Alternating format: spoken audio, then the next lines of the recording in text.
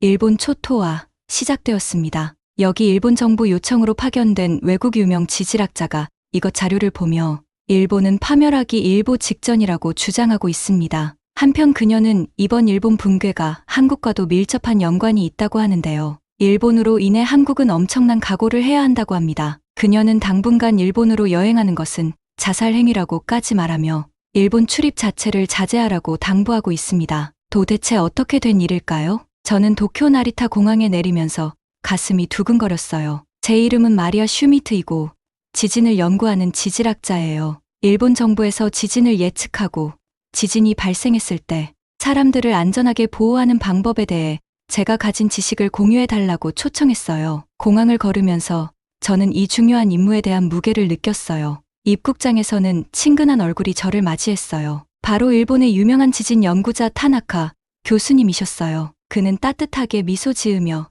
깊이 허리를 숙여 인사했어요. 일본에 오신 걸 환영합니다. 슈미트 박사님. 그가 말했어요. 도와주러 와주셔서 정말 기쁩니다. 저도 서툴지만 허리를 숙여 인사했어요. 이런 인사는 익숙하지 않았지만 예의를 지키고 싶었어요. 도쿄로 가는 차 안에서 저는 창밖을 쳐다보는 것을 멈출 수 없었어요. 도시는 정말 대단했어요. 거대한 건물들이 하늘을 찌를 듯 서 있었고 거리에는 사람들과 차들로 가득했어요. 제 고향 독일과는 너무 달랐어요. 하지만 도시를 감탄하면서도 과학자로서의 제 심장은 멈추지 않았어요. 저는 이 놀라운 도시 밑에 위험이 도사리고 있다는 것을 알고 있었어요. 일본은 브레골이라고 불리는 환태평양 지진대 위에 위치하고 있어요. 이곳은 태평양을 둘러싼 큰 원 모양의 지역으로 많은 지진과 화산이 발생하는 곳이에요. 그리고 최근 이 지진대는 매우 활발해졌어요. 저는 걱정스러운 마음에 타나카 교수님을 향해 몸을 돌렸어요. 난카이 해곡에 대한 최신 정보를 봤어요. 제가 말했어요. 난카이 해곡은 일본 근처의 해저 깊은 곳으로 큰 지진이 자주 시작되는 곳이에요. 타나카 교수님은 진지하게 고개를 끄덕였어요. 네, 저희도 그 점이 걱정됩니다. 그가 말했어요. 그래서 박사님이 여기 오셔서 정말 다행이에요. 저희는 사람들을 안전하게 지킬 새로운 아이디어가 필요합니다. 차를 타고 가는 동안 저는 일본이 지진에 대비하려고 얼마나 노력하고 있는지 볼 수 있었어요. 곳곳에 비상시에 무엇을 해야 하는지 알려주는 표지판들이 있었어요. 하지만 그게 충분할지 의문이 들었어요. 우리는 호텔에 도착했고 타나카 교수님이 제 짐을 들어주셨어요. 푹 쉬세요, 슈미트 박사님. 그가 말했어요. 내일은 정부 관계자들과 큰 회의가 있습니다. 그들이 박사님의 의견을 듣기를 고대하고 있습니다. 저는 감사 인사를 하고 방으로 올라갔어요. 방은 작지만 아늑했고 도시에 대한 멋진 전망이 있었어요. 짐을 풀면서도 저는 흥분과 긴장이 뒤섞인 감정을 느꼈어요. 저는 도우러 왔지만 이 도전은 정말 큰일처럼 보였어요. 그날 밤 저는 잠을 이루기 힘들었어요. 제 머릿속에는 일본의 지진 위험에 대한 모든 데이터가 맴돌았어요. 이 아름답고 바쁜 도시에 사는 수백만 명의 사람들을 생각했어요. 우리가 어떻게 그들 모두를 안전하게 지킬 수 있을까요? 잠이 들기 직전 침대가 흔들리기 시작했어요. 잠시 동안 혼란스러웠어요. 그러다 깨달았죠. 지진이었어요. 크진 않았지만 창문을 흔들고 침대 옆 탁자 위의 램프가 약간 흔들릴 정도였어요. 하지만 제가 왜 여기에 있는지 다시 한번 상기시켜주는 날카로운 신호였어요. 흔들림은 몇 초 후에 멈췄어요. 저는 일어나서 창밖을 바라봤어요. 도시는 평온해 보였어요. 일본 사람들은 이런 작은 지진에는 익숙해요. 하지만 저는 언제든지 훨씬 더 큰 지진이 올 수 있다는 걸 알고 있었어요. 다시 침대로 돌아갔지만 잠은 쉽게 오지 않았어요. 우리는 해야 할 일이 많았어요. 어떻게 그렇게 강력하고 예측할 수 없는 것에 대비할 수 있을까요? 큰 질문이었고 저는 일본 동료들과 함께 답을 찾을 수 있기를 바랐어요. 드디어 잠에 들기 직전 저는 스스로에게 약속했어요. 저는 일본이 다가올 큰 지진에 대비할 수 있도록 최선을 다할 거예요. 쉽지는 않겠지만 중요한 일이에요. 어쩌면 사람들의 생명을 구할 수도 있어요. 내일은 중요한 날이 될 거예요. 저는 일본과 그들의 지진 대비에 대해 배울 것이 많아요. 하지만 저도 나눌 것이 많아요. 잠에 들면서 저는 앞으로의 도전에 준비된 기분이었어요. 이것이 제가 과학자가 된 이유예요. 변화를 만들고 사람들을 안전하게 지키기 위해서요. 그리고 저는 바로 그 일을 할 거예요. 정부 회의는 내가 전에 본 어떤 것과도 달랐어요. 중요한 사람들로 가득 찬 커다란 방을 상상해 보세요. 다들 어두운 정장을 입고 한꺼번에 말하고 있었죠. 저는 캐주얼한 옷차림이라 좀 어색하게 느껴졌지만 스스로를 전문가로서 여기에 온 것임을 상기시켰어요. 제가 발표를 위해 일어섰을 때 깊게 숨을 들이마셨어요. 독일에서는 제가 시작했어요. 우리는 지진에 대비하기 위해 몇 가지 첨단 시스템을 개발했습니다. 이어서 우리는 어떻게 기술을 사용해 진동을 조기에 감지하고 사람들이 신속하게 대응하도록 훈련하는지 설명했어요. 일본 정부 고위 관리들은 고개를 끄덕이며 흥미로워하는 듯했죠. 하지만 그들의 발표를 듣는 동안 뭔가 잘못된 느낌이 들었어요. 그들은 확실히 인상적인 기술을 가지고 있었어요. 하지만 뭔가 부족했어요. 마치 반짝이는 새 차를 보여주면서도 엔진은 보여주지 않는 것 같은 느낌이었어요. 휴식 시간에 저는 저를 괴롭히고 있던 것에 대해 물어보기로 했어요. 치카 원자력 발전소는 어떻게 되나요? 저는 최대한 캐주얼하게 말하려 애썼어요. 그거 단층선 근처에 있는 거 아닌가요? 방 안이 조용해졌어요. 정말 핀 떨어지는 소리가 들릴 정도였죠. 마침내 깔끔한 정장을 입은 나이 지긋한 남자가 천천히 말했어요. 사소한 문제가 있었습니다만 그는 천천히 말했어요. 모든 것이 통제되고 있습니다. 그 말은 제 등골을 서늘하게 했어요. 통제되고 있다. 2011년 후쿠시마 재앙 전에 그들이 했던 말과 같았거든요. 저는 역사가 반복될지도 모른다는 생각을 떨칠 수 없었어요. 다음 며칠 동안 저는 일본의 많은 곳을 보았어요. 그들은 정말 인상적인 지진 경보 시스템을 보여주었죠. 사방에 설치된 센서들이 가장 작은 진동도 감지할 수 있었어요. 하지만 여전히 뭔가 잘못된 느낌이 들었어요. 저는 기술이 대단한 반면 많은 사람들이 큰 지진이 났을 때 어떻게 해야 할지 모르는 것 같다는 것을 알게 되었어요. 독일에서는 항상 훈련을 하거든요. 모두가 어디로 가야 하고 무엇을 해야 할지 알아요. 그런데 여기서 제가 길거리에서 평범한 사람들에게 물었을 때 많은 이들이 그냥 어깨를 으쓱했어요. 어느 저녁, 저는 몇몇 일본 과학자들과 함께 작은 식당에 있었어요. 우리는 맛있는 음식을 먹으며 이야기를 나누고 있었는데 문득 구석에 있는 TV를 보게 되었어요. 거기선 2차 세계대전에 대한 뜨거운 논쟁이 벌어지고 있었어요. 이게 무슨 일이에요? 제가 새로운 친구인 야마모토 박사에게 물었어요. 그는 불편한 듯 보였어요. 그건 복잡해요. 그가 말했어요. 전쟁 중에 무슨 일이 있었는지에 대해 다른 견해를 가진 사람들이 있어요. 독일인으로서 저는 충격을 받았어요. 우리나라는 과거의 실수에 대해 공개적으로 이야기하거든요. 학교에서 홀로코스트에 대해 배워요. 힘들지만 그것이 중요하다고 믿어요. 그런데 여기선 어떤 사람들은 과거를 잊거나 바꾸고 싶어 하는 것 같았어요. 그날 밤은 식당을 나섰을 때 더 이상해졌어요. 거리에서 작은 시위대가 보였거든요. 그들은 소리치며 한국에 대해 분노의 메시지가 적힌 팻말을 들고 있었어요. 이게 평범한 건가요? 저는 거의 말이 안 나올 정도였어요. 야마모토 박사는 분명히 당황한 듯 고개를 돌렸어요. 복잡한 문제예요. 그가 다시 말했어요. 과거에 많은 악감정이 있어요. 우리가 걸어가면서 제 머리는 어지러웠어요. 어떻게 이렇게 발전된 나라가 이런 큰 문제로 어려움을 겪고 있을까요? 그리고 더 중요한 것은 이런 문제들이 큰 재난이 닥쳤을 때 일본에 어떤 영향을 미칠까요? 저는 한국에 갔던 것을 떠올리지 않을 수 없었어요. 그곳에서 저는 과거를 공개적으로 마주하고 미래의 재난에 대비하기 위해 열심히 노력하는 나라를 보았어요. 아이부터 노인까지 모두가 비상시해야 할 일을 알고 있었어요. 정기적으로 훈련을 하고 명확한 계획을 가지고 있었죠. 그날 밤 호텔 침대에 누워 있었지만 잠을 이룰 수 없었어요. 일본은 놀라운 기술과 뛰어난 과학자들을 가지고 있었어요. 하지만 기술만으로는 충분하지 않아요. 큰 재난을 극복하려면 사람들이 협력해야 해요. 신뢰와 명확한 의사소통이 필요해요. 저는 뭔가 말해야 한다는 것을 알았어요. 하지만 외부인으로서 내가 본 것을 그들에게 어떻게 말할 수 있을까요? 그들이 내 말을 들어줄까요? 마침내 잠이 들 무렵 저는 결심했어요. 어렵더라도 목소리를 내겠다고요. 결국 그들이 저를 여기에 초대한 이유가 바로 그것이니까요. 일본을 더 안전하게 만드는데 도움이 되기 위해서죠. 그리고 누구도 예상하지 못했던 일본의 준비 상태를 시험할 진짜 시험이 곧 닥쳐오고 있었어요. 긴 회의가 끝난 후 저는 피곤했지만 배가 고팠어요. 제가 친해진 젊은 일본 연구원인 야마모토 박사님이 근처 이자카야에서 저녁을 먹자고 제안했어요. 저는 진짜 일본 음식을 맛보고 조금 쉬고 싶어서 기뻤어요. 이자카야는 작고 아늑했고 나무 테이블과 은은한 조명이 있었어요. 구워진 고기와 간장의 냄새가 가득했어요. 저희는 자리에 앉았고 야마모토 박사님이 여러 가지 작은 요리를 주문해서 나눠 먹기로 했어요. 저는 독일에서 가본 일본 음식점과는 완전히 다른 모습에 놀랐어요. 음식을 먹으며 이야기를 나누던 중 저는 구석에 있는 TV가 눈에 들어왔어요. 처음에는 별로 신경 쓰지 않았어요. 어차피 일본어를 알아듣지도 못하니까요. 그런데 화면에 나온 장면들을 보고 잠시 멈추게 되었어요. 흑백의 오래된 군인 사진들과 열띤 토론을 벌이는 사람들의 모습이 보였어요. 야마모토 박사님, 제가 TV를 가리키며 말했어요. 저기서 무슨 일이 벌어지고 있는 거죠? 분위기가 꽤 격렬해 보이네요. 야마모토 박사님은 화면을 한번 보더니 얼굴빛이 변했어요. 대답하기가 꺼려지는 듯 불편해 보였어요. 결국 그분이 말했어요. 그게 좀 복잡해요. 2차 세계대전에 관한 이야기예요. 저는 놀랐어요. 2차 세계대전이요?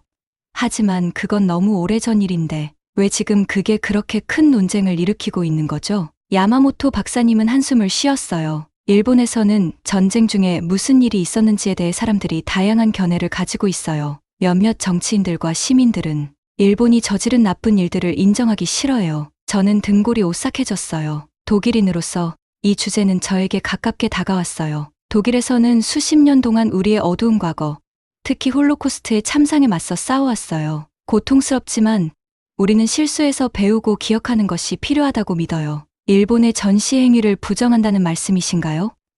저는 이해하려 애쓰며 물었어요. 완전히 부정하는 건 아니지만 야마모토 박사님이 설명했어요. 어떤 사건들은 축소하려 하거나 다른 나라들이 주장하는 방식과 다르게 일어났다고 주장하는 경우도 있어요. 저는 믿기지 않았어요. 이렇게 발전한 나라가 어떻게 아직도 과거와 씨름하고 있을 수 있을까? 독일에서는 홀로코스트를 부정하는 것이 범죄인데 그와의 대조가 너무도 충격적이었어요. 저희는 식사를 조용히 마쳤고 각자 생각에 잠겼어요. 이자카야를 나설 때 저는 신선한 공기가 머릿속을 맑게 해주길 바랐어요. 그러나 그 다음에 본 광경은 오히려 제 혼란을 더해주었어요. 작은 무리가 거리로 행진하며 표지판을 들고 외치고 있었어요. 처음에는 저희가 방금 본 TV 토론과 관련된 것이라고 생각했어요. 그런데 그들이 다가오자 전혀 다른 문제라는 것을 깨달았어요. 야마모토 박사님, 저는 거의 속삭이듯 말했어요.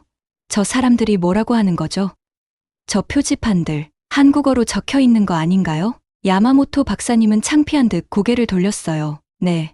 그분이 조용히 말했어요. 저 사람들은 일본에 사는 한국인들에 대해 항의하고 있어요. 저는 충격을 받았어요. 왜요? 한국과 일본은 이웃 나라인데 공통점도 많잖아요. 그게 좀 복잡해요. 야마모토 박사님이 다시 말했어요. 우리 두 나라 사이에는 오랜 역사가 있어요. 아직도 과거의 감정을 품고 있는 사람들이 있죠. 저희는 시위대에서 멀어지며 걸었고 제 머릿속은 복잡했어요. 현대 일본에서 어떻게 이런 일이 일어날 수 있을까요? 제가 지난 며칠 동안 본 일본은 여러 면에서 매우 발전한 나라였어요. 놀라운 기술, 예의 바른 사람들, 깨끗한 거리들. 하지만 이제 저는 완전히 다른 모습을 보고 있었어요. 저는 우리가 회의에서 논의하던 지진 대비에 대해 생각해 봤어요. 자연재해 앞에서 하나로 뭉칠 수 있는 나라가 이렇게 과거 문제로 분열되어 있다면 어떻게 될까요? 그날 밤, 호텔 침대에 누워 잠이 오지 않았어요. TV 토론과 거리 시위의 이미지가 계속 제 머릿속을 맴돌았어요. 저는 다시 독일에 대해 생각했어요. 우리가 어떻게 과거에 맞서 싸우고 이웃 나라들과 더 나은 관계를 쌓기 위해 노력해왔는지. 저는 일본이 역사와 씨름하고 있는 것이 다른 영역에도 영향을 미칠 수 있다고 생각했어요. 이러한 역사적 논쟁처럼 무시되거나 축소되고 있는 다른 문제들도 있는 걸까요? 제가 제기했던 지진 대비와 원자력 안전에 대한 우려는 어떨까요? 과학자로서 저는 아무리 불편하더라도 사실을 직시하는 것이 얼마나 중요한지 알고 있어요. 문제를 무시한다고 해서 사라지는 것은 아니죠. 오히려 나중에 드러났을 때 더 심각해질 뿐이에요. 저는 여기 일본에서의 제 일이 처음 생각했던 것보다 더 복잡할 수 있다는 것을 깨달았어요. 단순히 지진에 대한 기술적인 지식을 공유하는 것만이 아니라 정직하고 열린 문화를 만드는 것을 돕는 일이었어요. 자연재해든 역사에서 비롯된 것이든 문제를 직면할 수 있는 문화 말이에요. 결국 잠이 들 무렵 저는 결심했어요. 앞으로 며칠 동안 우리의 논의에서 더 투명성을 추구할 거예요. 사람들이 불편해하더라도 어려운 질문들을 던질 거예요. 왜냐하면 결국 역사든 과학이든 모든 것에 대해 진실을 마주하는 것이 진정으로 사람들을 보호할 수 있는 유일한 방법이니까요. 제가 몰랐던 건 다음 날이 우리가 준비했던 어떤 것보다 더 큰 도전을 가져올 것이라는 사실이었어요. 일본의 강점과 약점을 극한으로 시험할 도전 말이에요. 한밤중에 심장이 두근거리며 벌떡 일어났어요. 뭔가 이상했어요. 폭풍 전야처럼 공기가 무겁게 느껴졌죠. 호텔 침대에 앉아 귀를 기울였어요. 그때 느꼈어요. 처음엔 거의 알아채지 못할 정도로 낮은 진동이었지만 점점 강해졌어요. 지진이에요. 훈련이 즉시 발휘됐어요. 침대에서 굴러나와 가까운 튼튼한 책상 밑으로 몸을 숨겼어요. 흔들림은 빠르게 강해졌어요. 주변 방이 살아 움직이는 것 같았어요. 벽에서 액자가 떨어지고 램프가 넘어지고 유리가 깨지는 소리가 공기 중에 가득했어요. 책상 다리를 꽉 잡았더니 손마디가 하얗게 변했어요. 격렬한 흔들림은 끝날 줄을 몰랐어요. 복도에서는 사람들의 비명 소리와 먼 곳에서 들려오는 사이렌 소리가 들렸어요. 건물이 으스스하게 삐걱거리는 소리도 났어요. 눈을 꼭 감고 조용히 끝나길 기도했어요. 몇 시간처럼 느껴졌지만 아마 몇 분밖에 지나지 않았을 거예요. 흔들림이 서서히 가라앉기 시작했어요. 조심스럽게 책상 밑에서 기어나왔어요. 다리가 휘청거렸죠. 방은 엉망이었어요. 가구는 뒤집히고 유리 조각이 사방에 널려 있었어요. 창문으로 다가가면서 무슨 광경이 펼쳐질지 두려워했어요. 창문 밖 광경에 피가 얼어붙는 듯했어요. 몇 시간 전만 해도 활기차게 느껴졌던 도쿄가 혼란에 빠져 있었어요. 많은 건물이 무너졌거나 불타고 있었고 거리에는 겁에 질린 사람들이 가득했어요. 멀리서 해안으로 다가오는 거대한 물벽이 보였어요. 가장 두려워하던 일이 현실이 되었어요. 난카이 해곡 거대 단층 지진이 발생한 거예요. 언제나 준비된 비상 가방을 움켜쥐고 방을 뛰쳐나갔어요. 호텔 복도는 혼란스러워하는 손님들로 붐볐어요. 계단을 내려가면서 여진이 건물을 흔드는 게 느껴졌어요. 각 진동이 그룹 전체에 새로운 공포의 물결을 불러왔어요. 저는 침착하려고 노력하면서 훈련받은 대로 했어요. 계속 움직여요. 격려했어요. 거의 다 왔어요. 드디어 거리로 나왔어요. 가까이서 보니 상황은 더욱 혼란스러웠어요. 다친 사람들이 땅에 누워있고 다른 사람들은 사랑하는 사람을 찾으려고 필사적으로 뛰어다녔어요. 공기는 먼지와 연기로 가득했어요. 비상 차량들이 잔해로 가득한 거리를 간신히 헤쳐나가고 있었어요. 대피 작업을 조직하려는 공무원들이 눈에 들어왔어요. 저는 그쪽으로 달려가서 신분증을 보여줬어요. 저는 지진학자 마리아 슈미트 박사입니다.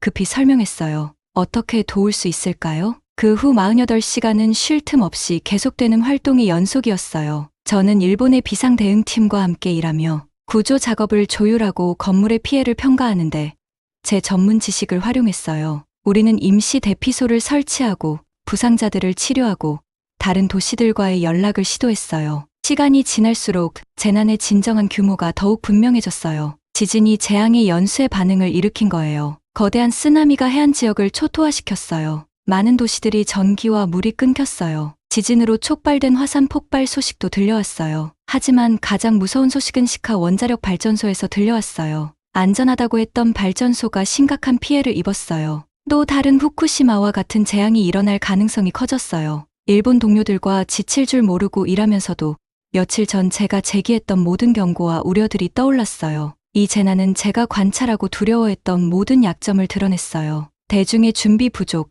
기술에 대한 과신, 원자력 발전소의 불충분한 안전 대책, 이 모든 요소들이 재앙의 규모를 키운 거예요. 셋째 날, 잠깐 휴식을 취하고 먹을 것을 찾으려는 동안 저는 야마모토 박사 옆에 앉아 있었어요. 그 젊은 연구원은 눈이 충혈된 채 충격에 빠진 듯한 표정으로 비상 대피소를 멍하니 바라보고 있었어요. 이게 현실이라는 게 믿기지 않아요. 그가 중얼거렸어요. 우리는 준비됐다고 생각했어요. 우리의 기술이 우리를 구해줄 거라고 생각했어요. 저는 그의 어깨에 위로의 손을 얹었어요. 기술도 중요하지만 저는 부드럽게 말했어요. 그게 전부는 아니에요. 진정한 대비는 교육, 공동체의 참여, 그리고 문제를 정직하게 마주하는 데서 나와요. 제가 말하는 동안 한국에서의 경험이 떠올랐어요. 비상 대비에 대한 그들의 포괄적인 접근 방식에 깊은 인상을 받았던 기억이 났어요. 모든 시민이 어린 학생부터 노인까지 비상 상황에서 무엇을 해야 할지 정확히 알고 있었어요. 그들의 훈련은 진지하게 진행되었고 인프라도 강인하게 구축되었어요. 우린 앞으로 갈 길이 멀어요. 저는 야마모토에게 말했어요. 하지만 여기서 배울 수 있어요. 더 강하게 다시 세울 수 있어요. 건물과 기술만이 아니라 사회 전체로서요. 그는 천천히 고개를 끄덕였고 그의 눈에 다시 결의의 빛이 돌아왔어요. 맞아요. 그가 말했어요. 우리 접근 방식을 바꿔야 해요. 다른 사람들로부터 배우고 우리의 문제에 대해 더 솔직해져야 해요. 우리가 다시 업무로 돌아가면서 저는 피곤함과 희망이 섞인 감정을 느꼈어요. 재난은 참혹했지만 변화의 기회도 만들어졌어요. 저는 일본이 회복하고 더 강력한 미래를 건설할 수 있도록 모든 노력을 다할 결심이었어요. 난카이의 악몽이 현실이 되었지만 이 비극을 통해 더 강하고 준비된 일본이 탄생할 수 있을 거예요. 그리고 저는 그 변화의 일부분이 되기 위해 끝까지 최선을 다할 준비가 되어 있었어요. 도쿄에 있는 임시 사무실에 앉아 황폐해진 도시를 바라보며 내 생각은 한국 방문대로 떠올랐어요. 나는 연구를 위해 한국에 여러 번 갔었고, 이제는 그들이 재난을 어떻게 대처했는지와 방금 일본에서 목격한 일을 비교하지 않을 수 없었어요. 마지막으로 서울에 갔던 일이 생생히 기억나요. 큰 지진 대비회의에 참석하기 위해 갔었죠. 도착한 순간 다른 에너지가 느껴졌어요. 사람들은 더 자각하고 더 준비되어 있는 것 같았어요. 첫날, 저는 한국의 뛰어난 과학자 김 박사님을 만났어요. 우리는 자연재해로부터 사람들을 지키려는 공통된 열정 덕분에 금방 친해졌어요. 커피를 마시며 그녀가 해준 말을 절대 잊을 수 없을 거예요. 마리아. 그녀는 몸을 기울이며 말했어요. 우린 어려운 길을 통해 배웠어요. 과거의 재난이 우리에게 더 잘해야 한다는 걸 가르쳐 줬어요. 이제는 한국에 있는 모든 사람이 비상 상황이 발생하면 정확히 무엇을 해야 하는지 알고 있어요. 저는 궁금해졌어요. 그걸 어떻게 관리하세요? 라고 물었죠. 김 박사님의 눈이 반짝였어요. 제가 보여드릴게요. 그녀가 말했어요. 다음 날, 그녀는 저를 전국적인 재난훈련을 보러 데려갔어요. 저는 이전에도 훈련을 본 적이 있지만 이런 건 처음이었어요. 놀라웠어요. 수백만 명의 사람들이 참여하고 있었고 학교의 어린아이들부터 공원의 할아버지, 할머니들까지 모두가 자기 역할을 알고 있었어요. 저는 사람들이 침착하게 건물을 대피하고 비상대피소를 설치하고 응급처치를 하는 모습을 경이롭게 지켜봤어요. 혼란스럽거나 무섭지 않았어요. 오히려 잘 연습된 춤을 보는 것 같았죠. 정말 대단하네요. 제가 김 박사님께 말했어요. 이 훈련을 얼마나 자주 하나요? 1년에 2번이요. 그녀가 대답했어요. 그리고 더 작은 훈련은 훨씬 자주 해요. 이제는 이곳 삶의 일부가 되었죠. 거리 곳곳을 걸으며 저는 표지판을 많이 봤어요. 대피 경로, 비상 집합 장소, 다양한 재난 상황에서 해야 할 일을 설명하는 간단한 지침들이 적혀 있었어요. 그것들은 명확하고 이해하기 쉬웠으며 놓칠 수 없을 정도로 눈에 띄었어요. 이 표지판들 정말 좋네요. 제가 말했어요. 사람들이 실제로 신경 쓰나요? 김 박사님은 고개를 끄덕였어요. 네, 그래요. 우리는 이것을 우리의 문화의 일부로 만들었어요. 어릴 때부터 학교에서 재난에 대해 배우죠. TV 프로그램, 앱, 심지어 재난 대비에 관한 인기 있는 노래도 있어요. 웃기게 들릴지 모르지만 효과가 있어요. 저는 일본을 포함한 다른 여러 나라에서 본 것들과 얼마나 다른지 생각해봤어요. 종종 초점은 첨단 기술 솔루션과 복잡한 정부 계획에만 맞춰져 있었어요. 하지만 여기서는 사람들에 집중하고 있었어요. 그 주 후반에 저는 한 지역 커뮤니티 센터를 방문했어요. 거기서는 재난 대비 박람회가 열리고 있었어요. 가족들이 함께 모여 비상 키트를 만드는 법, 심폐소생술을 연습하는 법, 소화기 사용법 등을 배우고 있었어요. 아이들은 지진 안전에 대해 배우는 게임을 하고 있었어요. 교육적이었지만 재미도 있었어요. 한 어머니가 제게 말했어요. 가족 모두가 준비되어 있다는 걸 알게 되어 훨씬 마음이 놓여요. 집에서도 누가 가장 많은 안전 수칙을 기억하는지 경쟁해요. 여행이 끝나갈 무렵, 저는 김 박사님과 마지막 저녁을 먹었어요. 있잖아요.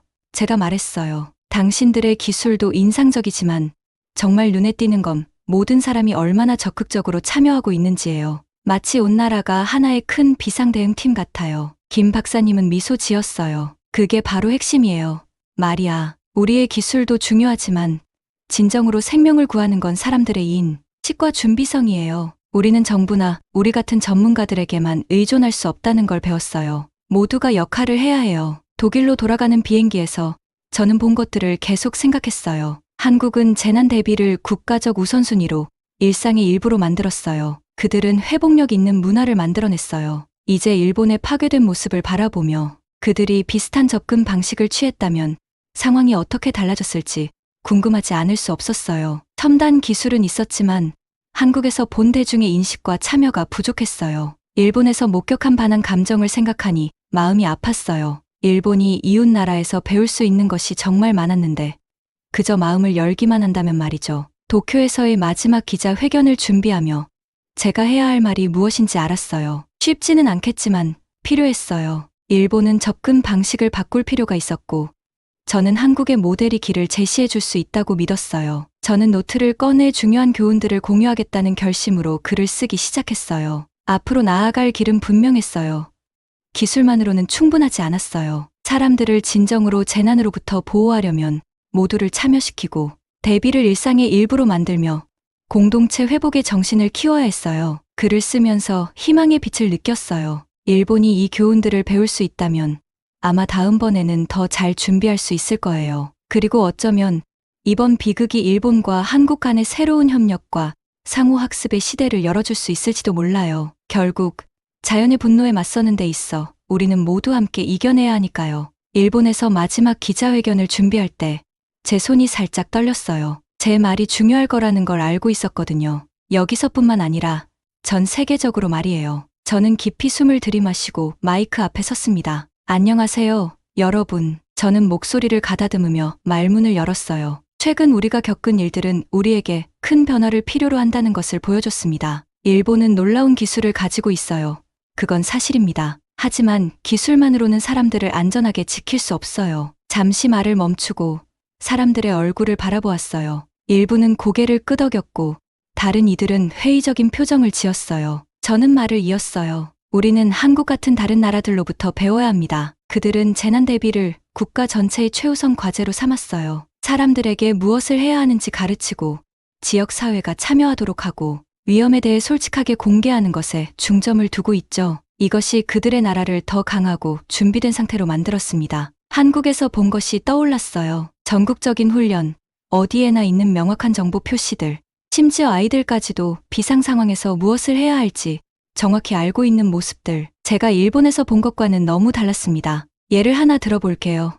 제가 말했어요. 한국에서는 큰 훈련을 해요. 모두가 참여합니다. 학생들, 회사원들, 할아버지, 할머니까지 모두가요. 지진이나 쓰나미가 발생했을 때 무엇을 해야 할지 연습하죠. 마치 전국적인 재난 리허설처럼요. 청중들이 앞으로 몸을 기울이며 관심을 보이는 것이 보였어요. 이건 그들에게 새로운 내용이었어요. 그리고 그저 연습만 하는 게 아니에요. 제가 계속했어요. 그들은 어디에나 명확하고 이해하기 쉬운 정보를 갖추고 있어요. 기차역, 학교, 심지어 커피숍에서도요. 모두가 비상 계획이 무엇인지, 어디로 가야 하는지, 무엇을 해야 하는지 알고 있어요. 이건 일상생활의 일부예요. 다시 한번 깊이 숨을 들이마셨습니다. 이제 더 어려운 부분이 다가왔어요. 하지만 정말 중요한 게 또 하나 있어요. 저는 신중하게 말했어요. 진정으로 준비된 나라가 되려면 그 나라는 단결되어야 합니다. 그리고 단결되기 위해서는 과거와 현재의 문제들에 대해 정직해야 해요. 청중들 중 일부가 불편해하는 모습을 보였어요. 저는 이것이 민감한 주제라는 것을 알았지만 꼭 말해야 할 내용이었어요. 일본은 공개적으로 맞서야 할 몇 가지 과제가 있어요. 저는 계속 말했어요. 이웃 나라들과의 역사적 문제, 국내의 사회 문제들. 이들은 재난 대비와는 관련이 없어 보일지 모르지만 그렇지 않아요. 어려운 문제에 대해 솔직하게 이야기할 수 있는 사회가 재난이 닥쳤을 때 함께 일할 수 있는 사회입니다. 저는 시위대와 역사에 대한 TV 토론을 떠올렸어요. 이들은 일본 사회의 토대에 있는 금이었고 위기 상황에서는 위험하게 벌어질 수 있는 금이었어요. 저는 과거의 갈등과 현재의 긴장이 국가들이 협력하기 어렵게 만드는 것을 보아왔습니다.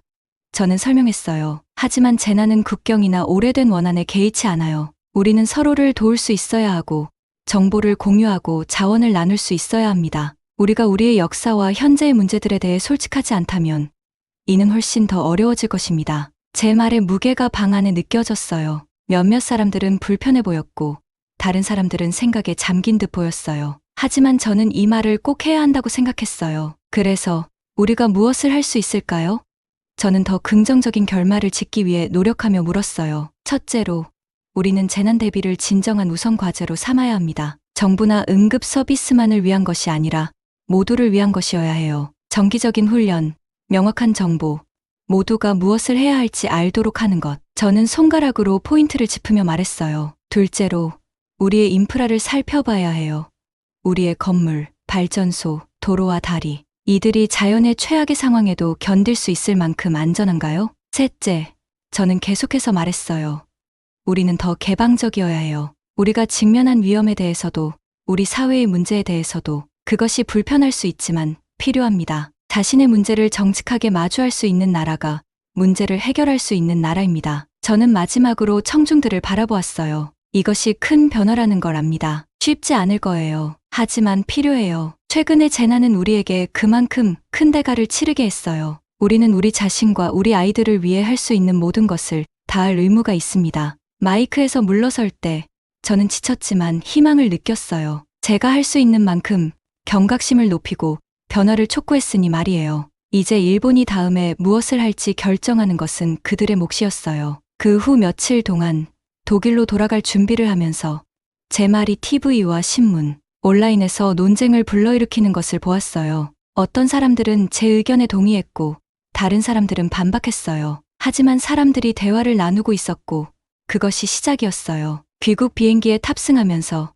제 일이 끝나지 않았다는 것을 알았어요. 일본에서 본 것, 한국에서 배운 것, 이 모든 것이 제 앞으로의 일에 영향을 줄 것이었죠. 저는 전 세계의 국가들이 재난에 더 잘 대비할 수 있도록 돕겠다는 결심이 더욱 굳어졌어요. 자리에 앉아서 노트북을 열고 다음 프로젝트를 계획하기 시작했어요. 태평양 주변의 여러 나라들이 재난에 어떻게 대비하는지를 비교하는 대규모 연구였어요. 많은 작업이 필요하겠지만 저는 그것이 중요하다고 생각했어요. 비행기가 이륙하면서 저는 창밖으로 일본을 내려다보았어요. 다음에 일본에 돌아올 때는 더 단합되고 더 준비되고 더 회복력이 강한 나라가 되어 있기를 바랐어요. 쉬운 일은 아니겠지만 가능하다고 믿었어요. 그리고 저는 그 변화를 돕기 위해 제가 할 수 있는 일을 할 준비가 되어 있었어요. 저는 한 노부부를 일으켜 세우고 계단 쪽으로 안내했어요. 건물 밖으로 나가야 해요.